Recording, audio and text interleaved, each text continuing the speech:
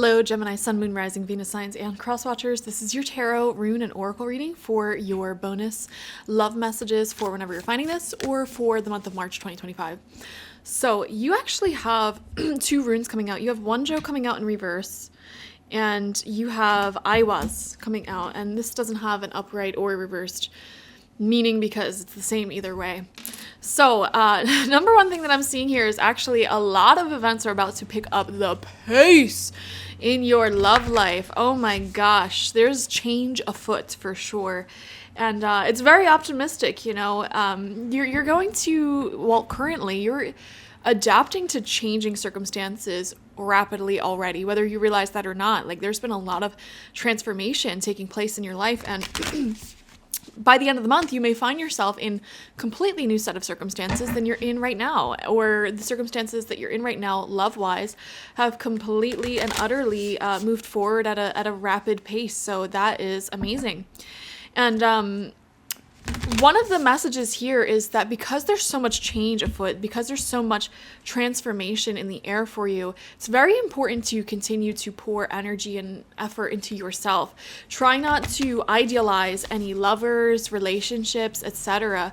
You know, you may be really, really falling for someone, wanting to spend the rest of your life with them, and that's fine, that's beautiful, but just make sure that you're really honing in on the things that make you feel most comforted and grounded, okay? Specifically, I am seeing if you have a physical practice, and this could be running for some of you, going for walks, hiking, maybe you like to go swimming, maybe you like to lift weights, whatever your thing is, keep doing that, because that is what is keeping you grounded and centered in your relationships, because there's so much romantic shifts and changes taking place here, which leads me to believe a lot of Geminis at this time maybe getting involved with a new person or deepening an existing relationship to really profound levels. So, like I said, don't put all your eggs in one basket. Don't make this person the absolute center of your universe. You know, it's important to have a life outside of love, outside of your relationships. And also, that'll keep you sane. That will keep you so sane, because even when there's a lot of positive shifts and changes and transformation in the air, it still is a little bit stressful. It's just a lot. So just make sure you're really continuing to ground yourself with whatever that physical routine is that we were picking up on there. This is the card that's coming out for you from the Lover's Oracle. And it says, if you could do anything, what would it be? The answer dwells in your heart, not in your mind. For the heart is the gateway to the soul. Absolutely. So if you could do anything, what would it be? Anything at all. Let that question sink into you, because there's some answers there. And yeah, look at this. You have this card that says, love yourself first. Your self-respect makes you more romantically attractive. So Gemini, you may find yourself with someone who has a life outside of you, okay? Hopefully. Hopefully you find yourself attracted to somebody who has a life, you know? And actually, like, this is so true. I swear to God, like, when you have your own life, when you don't need a partner, whereas like you want them to be in your life and it's enjoyable when they're in the life, you are so hot. It is when you're desperate for someone, you're waiting for them to come home all the time, you're wondering, where have you been? Why weren't you picking up the phone? You know, blah, blah, blah, blah, blah. That is unattractive. It is. Now here's the kicker. If you're finding yourself in a relationship with someone who truly like does not give you the time of day, and you're feeling to yourself like, oh my gosh, I'm too much. You're not too much. Okay, maybe they need to seek out something less. All right. So that's another part of loving yourself first. If somebody has one foot out the door and they're like involved in another life, or they don't want to commit to you, have the self-respect, the self-love to say, you know what, I want a committed relationship. And that's what this card is saying. Like, ask yourself, what is it that you want? If you could do anything, what would it be? The answer dwells in your heart, not your mind. So if it's like, if you want marriage, if you want a family, if you want to live with the love of your life, make that known. And if someone is acting in a way that is not congruent to that desire, so for example, they won't put a label on your relationship, or God forbid, they're in another relationship and cheating, you know, have the self-respect to walk away from that is what I am seeing here. Don't idealize that energy. Don't idealize that person. They have a busy life. I'm seeing here a lot of Geminis, you may be connecting with somebody who has a busy life. Now, it depends on where you're at on the scale of like vibration. Some Geminis who still have a lot of soul work to do may be connecting with people who just straight up disrespect them. Whereas other Geminis, you may be connected with someone amazing, beautiful, amazing people in your life, But, you know, they're busy for whatever reason that may be. They have children, they have a business, fill in the blank, they're going to school. And, you know, your message there is to love yourself first. You know, what do you need to feel safe and secure in a relationship? What do you need to be emotionally secure right now? Is it like a good support system, spending more time with friends, keeping yourself sane by going to the gym, going for runs, whatever it may be? Ask yourself, what do you need, and give yourself that for sure.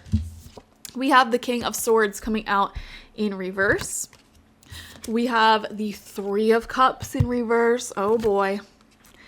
And the Seven of Pentacles. So this message that I'm about to give is not going to resonate with most of you, but it will resonate with some of you. If you find yourself in a third-party situation, meaning the person you're with is, you know, with someone else who doesn't know about you, it is time for you to break out of that, because it is like directly destroying your self-esteem. Okay, that is like, you know, people come to me for readings all the time on that type of stuff, and the answer never changes. It's like you're destroying your mental health, destroying your self-esteem by subjugating yourself to that. And if you're the one doing the cheating, same thing. You are, well, first off, you are actively choosing to hurt someone. So let's admit that first and foremost, and then you're gonna have to do some work to forgive yourself for doing that. And, you know, stopping yourself from doing that in the future, you know, there's a whole lot here.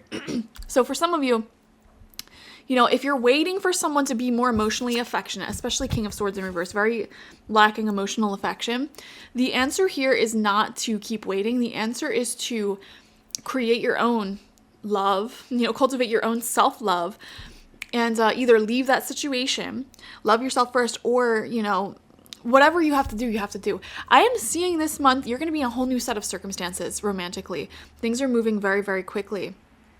And, you know, actually, in some relationships, a lot of you guys watching, you may already be connected to someone who is amazing.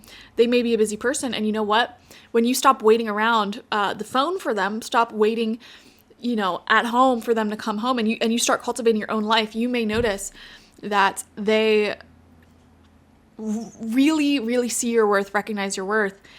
And I don't know how to describe it. It's just when you have your own thing going, when you have your own hobbies, your own friends, your own life, you're very healthy. You have diversity of happiness within you. And it really pulls in amazing things towards you, not just romance, but also money and opportunities and blessings. Whereas when you're putting all of your hope in one relationship, in one dream taking off, in one goal taking off, and you're allowing yourself to simmer in an unhappiness that you don't have that thing, it kind of creates a repulsive energy. And I use the word repulsive because it's like repulsing energy away from you. So the wisdom here is, whether you're waiting for love, attention from your partner, whether you're waiting for money to come in, whatever it may be, the message is to stop waiting. The message here is to diversify your happiness and cultivate worthiness and prosperity for yourself through various channels, okay? And that will solve a lot of your issues, okay? Don't really over-idealize one person, put them on a pedestal, and then they turn out to be a very busy person, or they have other things going on, and you're left waiting for them. Even if they're a really great person, really great partner, you know, the message here is to love yourself first, okay? And that will make you happy. Thank you so much for joining me. Definitely watch for your sun, moon, rising, and Venus signs to get the fullest overview of this week ahead. Like this video, comment how it resonated down below, subscribe if you have not already. Did I say for the week ahead? For your general love messages, but also I do have the weekly readings up, of course. In the upcoming weekends, I will be posting the April readings as well as the second quarter readings. And I already posted the March general readings as well as the eclipse season readings. So just make sure you're subscribed. I post a lot here. And I'll see you guys later, okay? Bye-bye.